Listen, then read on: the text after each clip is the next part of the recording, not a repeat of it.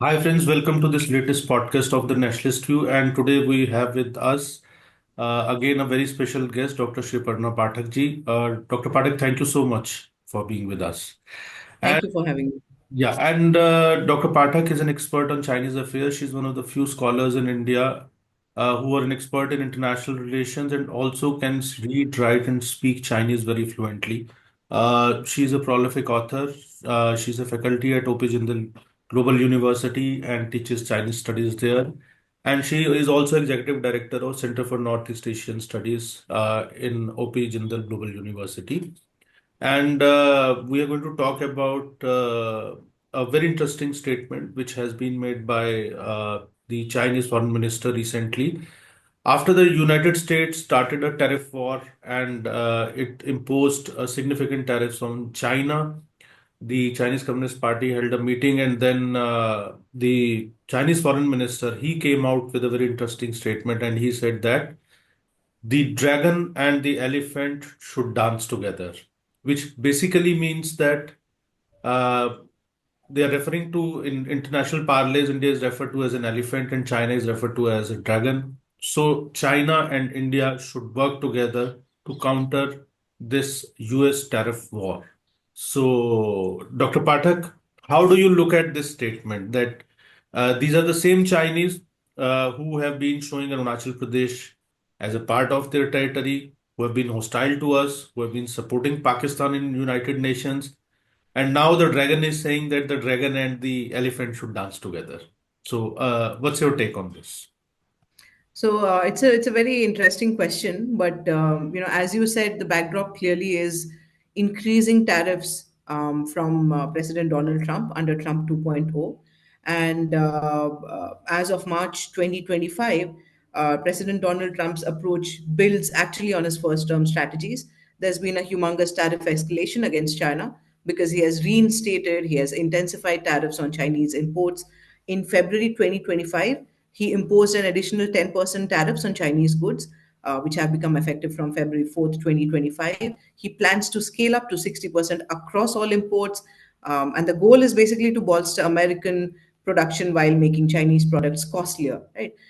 There's also a mulling over going on about revoking preferential tariff trade status for the PRC. And the PRC clearly has said that if you want a war, then war is what you will have, and let's bring it up, bring it on.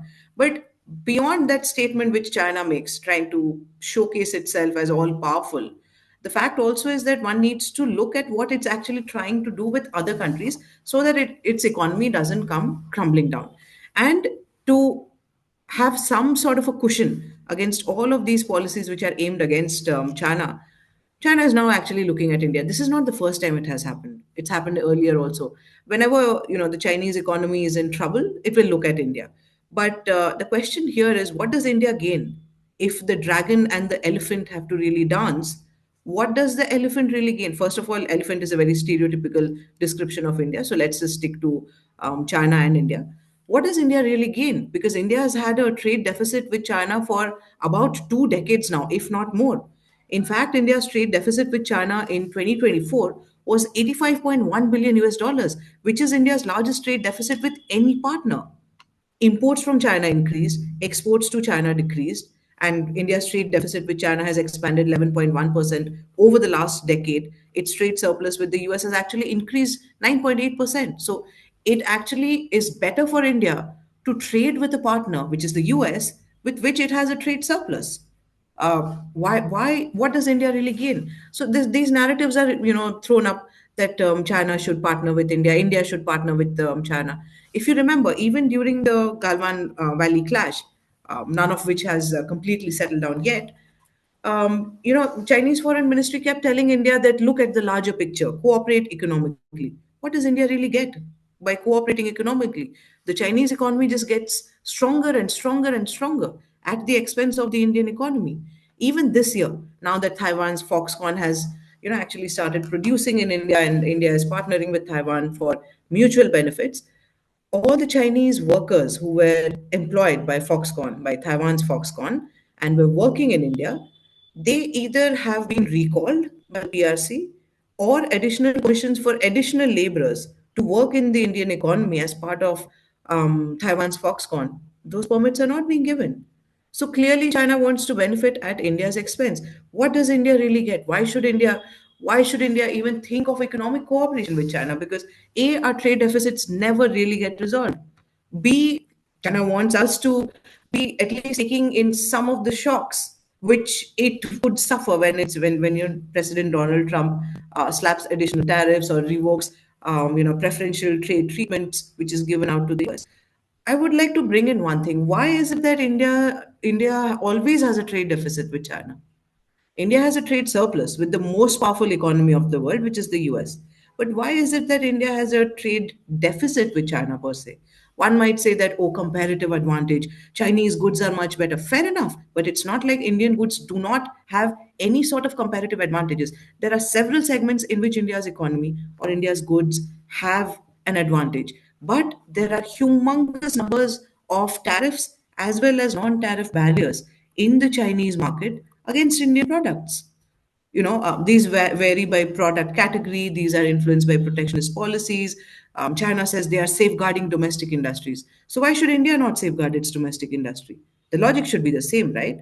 Agricultural products. India is good at agricultural products. One might say, yeah, India doesn't produce electronics like China does. Fair enough. India is not even claiming to produce, manufacture electronic products, but we do produce agricultural products. We are known across the world for agricultural products, metals, pharmaceuticals, engineering goods from India's side. All of these face notable tariffs in China.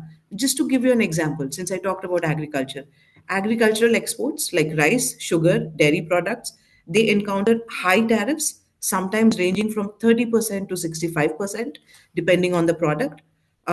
Indian steel and aluminum exports, which they have faced tariffs which can exceed 10 to 15%. Then there's other segments also which have humongous tariff barriers, and China keeps on its facade. It keeps saying that let's have bilateral talks to reduce tariff barriers, to reduce non-tariff barriers. None of these talks have led to any sort of success. China keeps maintaining a very cautious stance on opening its market. For luxury goods or perceived non-essential imports from India, tariffs can go up to 50 to 100%. Can you imagine 100% tariffs are some of the sorts of tariffs which Indian goods, Indian luxury products actually face in China? And China wants India to cooperate with it economically. The ball has always been in China's court. It has never given us equal market. It has never given us an equal market. So why does it want to cooperate with India? What does it really want? It's again benefiting India's expense. So there's a whole range of non-tariff barriers also, which I can tell you all about. But maybe we'll stop at it, and then maybe if you can ask me another question, I'll weave in the non-tariff barriers as No, well. no, of course, if you can elaborate upon the non-tariff barriers also. And also, I just want another query which I have is that uh, how do you see the US tariff war against China? My reading is that it's not purely economic. It's basically coming out of with rest of the countries, the United States, the Trump government's decision to raise tariffs. It has to do more with economics and less with geopolitics. But with as far as China is concerned, so how do you read it? I think it's basically because China and United States, so they're clashing everywhere in terms of their geopolitical interests, whether it is Africa, whether it is Indo-Pacific, whether it is even South Asia, Latin America.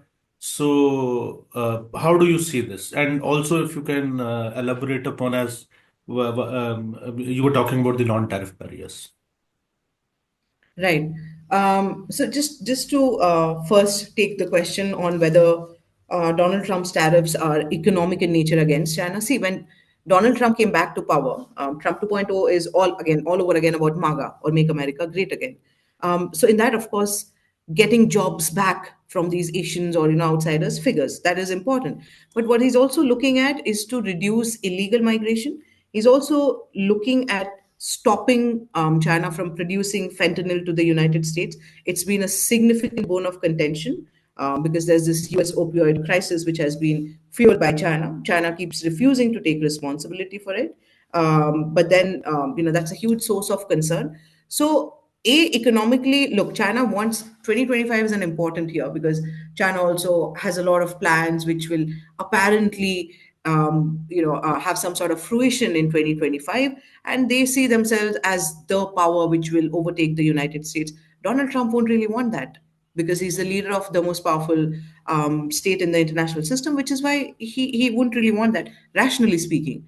A power which is the most important international power would not really let it go that easily, right? So, which is why it would do everything within its means to stop this whole, what we call in political sciences, Thucydides trap, from actually being successful. He would not want China to replace the United States. Now, coming to China, how does China want to replace the United States? A, through economic means, of course. B, there are a lot of these other means as well. And for Donald Trump, he wants to look at it holistically, which is why China has been. If you look at the first three countries which were slapped with tariffs by President Trump in Trump 2.0, these were not purely economic in nature. There was Mexico, there was Canada, because illegal drugs, illegal migration. Even if we think that okay, it's just political, maybe it's just illegal migration and illegal drugs, then China also figures it because China is the source of this opioid crisis in the US. The drugs which come in through Mexico, they are manufactured particularly in China, and this narrative which China puts out that, oh, there might be some black marketeers who are actually engaging in it. China is a surveillance state. A needle cannot move from here to there without the Chinese state actually knowing. So it is impossible to actually believe that fentanyl is being supplied into the United States without Chinese authorities actually knowing. It's been a long bone of contention. Be illegals over the years. There have been a lot of Chinese illegals who have been just who have made their way into the US. Even last year, even before Donald Trump came to power, even before he took oath, last year also there were up to 3 to 4 batches of illegal Chinese who were sent back by the Biden administration. So even if we think it's political, the fact is nothing is purely political in this era, right? A lot of it is tied to economics. A lot of it, look, a lot of illegals are making a lot of money, which gets, which goes back to China in the form of, whatever monies that they send back to their families and to their countries. It's not purely economic. It's not purely political. So Donald Trump is trying to look at any threat to the US. Unfortunately, even there have been. He's called India also the king of tariffs and so on. But rationally speaking, trying to look at the why of a certain policy becomes important. Why is he really doing this? It's important to understand why he's doing it. And China has been China has been a threat to the US forever, as it is even to India or to any other country which would want the current international existing order to continue existing. Coming to the non-tariff barriers. Non-tariff barriers against Indian goods and services, of course, hinder market access. They complement the tariff restrictions which China has placed against us. These barriers are less about explicit taxes, they're more about regulatory, procedural, structural impediments which are designed to protect domestic industries or to maintain control over imports. I'll give you an example. Pharmaceuticals. India is known as the generic drugs platform of the world. And Indian generic drugs, they have been a global strength. They face stringent approval processes from China's National Medical Products Administration, NMPA. So these include lengthy clinical trial requirements, or they just keep languishing at the ports. So it's a double whammy for the Indian economy or the Indian producer because we end up producing the drug. But then, say, for example, if it's a paracetamol, it's languishing at the ports for 9 to 12 months. And China is saying that, oh, it's doing some clinical trials. The problem here is that these drugs get access even in the most democratic or most bureaucratic countries of the world, in the US or in the EU. But China, which is supposed to be a one party state, wherein permissions are supposed to come about very quickly, China actually prides itself in being a quick doer. But these permissions don't really come up for Indian drugs, Indian generic drugs, right? So it can take 2 to 3 years for an Indian drug to gain approval compared to faster timelines for domestic firms. So the question here is, how are these faster permits for Chinese domestic firms coming? then don't go about saying that, oh, we are about cooperation, economic partnership, win win, because then all of that is facade. Second, agricultural products. Exports like rice, tea, spices encounter phytosanitary and sanitary measures which are inconsistently applied. They are excessively rigorous. Just to give you an example, basmati rice is India's patent, right? But China would want to buy it from Pakistan. It would not really buy it from India. Why? It would give India a list of 10 pests which might be there in the basmati rice. Okay. The funny thing is that out of this list of 10 pests, seven of those are found in China, not in India. Second, let's look at it rationally again. Even if you want to buy it from Pakistan, largely geographically, climatically, the conditions are same in Pakistan as would be, say, in northern India. So why is it not subjected to that list of 10 pests, which India is? Despite the fact that basmati is actually our patent. So these are actually political problems. It's just that China doesn't want to open up the economy to those goods from India or services from India which could actually tweak the trade imbalance, right? Quotas and licensing, n number of irrational quotas and licensing. China imposes import quotas on certain Indian goods, cotton textiles, marine products, to limit the volume which can enter annually. So obtaining import licenses is slow, it's non-transparent, it favors Chinese importers with established networks. So then China should not really come up and say India and China should actually cooperate economically. There is nothing in return for India because we have been talking about this for years, for decades now. Then there are technical standards and testing in engineering goods. Again, a component of the Indian economy, which we are known across the world. Machinery, auto components, electronics from India, they have to comply with China's compulsory certification. Fair enough. Till there, it is fair enough. But the testing process, A, is costly, conducted only by designated Chinese labs. These designations might change, right? They can be redundant for products already meeting global standards like the ISO. So these are done politically. So China would not want India to prosper economically. There are customs delays, there are n number of inspections. The same sorts of things don't happen to our products when they go to the West.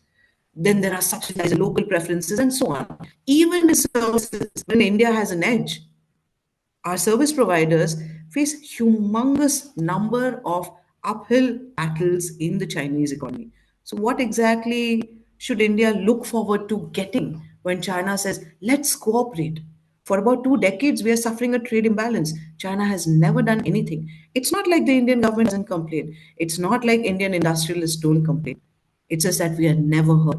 So this facade which China wants now, after already benefiting so much from the economy, it's so sad.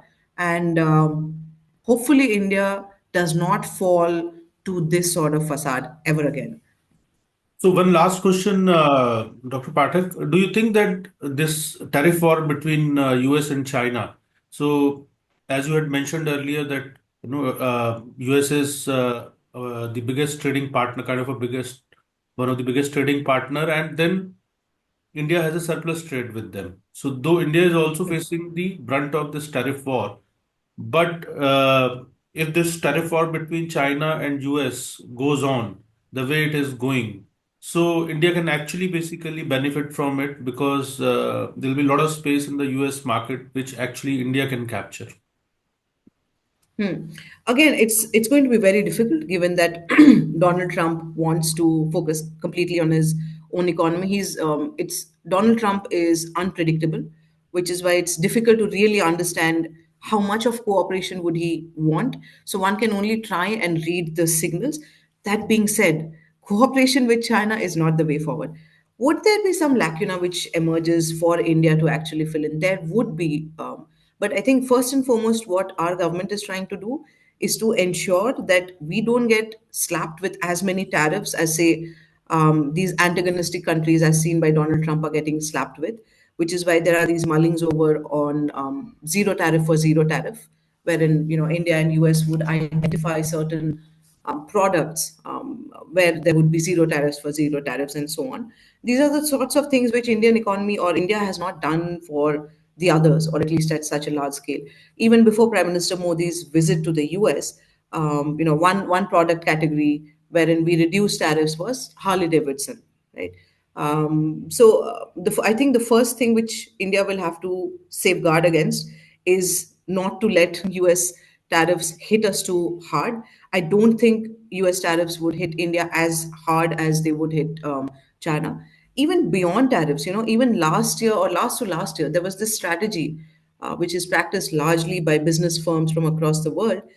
This China plus one strategy has been gaining a lot of traction, wherein because of the constant supply chain disruptions from China, sometimes COVID-19, sometimes some sort of erratic problem which will come from China, sometimes weaponization of illiberal trading practices, and so on. Companies actually think moving out of China would be better. Years ago, when China had started its reform and opening up, FDI flew into China, right? And because China seemed to be this humongous market wherein FDI would be able to do a lot of benefits to these firms. But cut to 2025, we've had the largest flight out of China, largest FDI flight out of China this year. And companies find it increasingly difficult to do business in China, which is why they've been trying to look at other countries. India and Vietnam are most frequently mentioned in when China plus one strategy is talked about. Look, Chinese products, anyways, be it EVs, be it chips, they face a lot of tariffs in Western markets. Cooperating with them, getting additional tariffs on India, I don't think that's the way forward. Trying to leverage the China plus one strategy would be a better way. It's often said that Vietnam is doing better than India in this whole China plus one strategy. But when you do go to Vietnam, you hear that India is apparently doing better than Vietnam in the China plus one strategy. No one really knows because it's going to take some bit of time. But given the fact that we have noticed the trend, we are actively cooperating with the Taiwanese, which is why we are seeing so many semiconductor fabs being set up. Even with the US, we've done some of this. With other countries also, we are doing some of this. Japan has been a Taiwan trusted partner. So I think the increasing trend is to look away from China, not to fall into the facade which it's giving us. And there are a lot of opportunities if one actually cooperates with partners beyond China. Because China is, fortunately, I would use the term fortunately, seen as a tainted partner by countries across the globe. And India should also be very, very, the way we've been very so far, I think we need to continue that. So I'll stop with that. Thank you, Dr. Pathak. I think that was very sharp, hard-hitting, very crisp, and we'll be back soon with another topic. And thank you so much for taking time out from your busy schedule and sharing your thoughts with us. You have perfectly, demystified this whole jargonized, cluttered discussion which is going around the U.S. Tariff war and followed by this Chinese statement. So we'll keep on tracking this development and we'll keep on tracking other developments related to China with Dr. Pathak. And thank you so much, Dr. Pathak. Thank you for watching. Thank you.